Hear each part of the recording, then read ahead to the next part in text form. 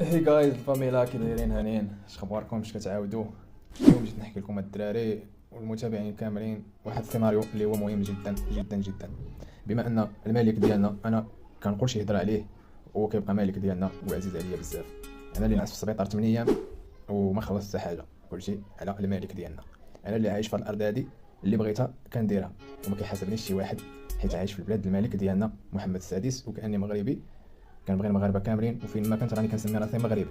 ما يمنعنيش شي واحد يقول لي انت فاسي ولا انت تطواني ولا انت طنجاوي ولا انت شمالي. كنبقى في المغرب ديالي، كنبقى مغربي. فين ما مشيت كتبقى بلادي ارضي هذيك، كاينش اللي يمنع لي عليها. وكيبقى الملك ديالي نقول عليه ما بغيت، وهذا قانون ديالي عايش به انا في الحياه، وهكا بغيت نعيش انا وزين بها الوقت وبها تنبردوا واحد العافيه ديال العديان ديالنا باش يرتاحوا باش ينعسوا على راحتهم. وهذا ما كان، هذه هي الحقيقه، والباقي كلشي راه زواق وتخربيق وماجيك. السلام عليكم وعاش محمد السادس. تحياتي ديام اوفيسي.